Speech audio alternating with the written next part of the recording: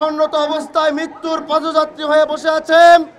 ঠিক তখন কুয়েটের এই দালাল নির্লজ্জ ভিসি এখনো বলছে আমরা আলোচনার মাধ্যমে সমাধান করতে চাই। আমরা কি আলোচনা চাই? আলোচনার সব পথ বন্ধ হয়ে গেছে।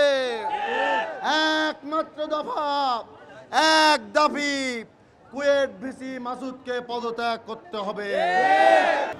সকল ক্যাম্পাসে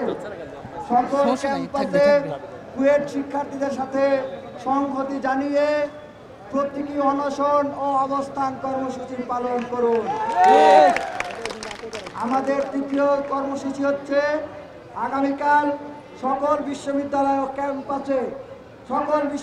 ক্যাম্পাসে বিক্ষোভ মিছিল পালন করুন। এক দফা দাবিতে লড়াই চাই, লড়াইয়ে জিতবে কারা?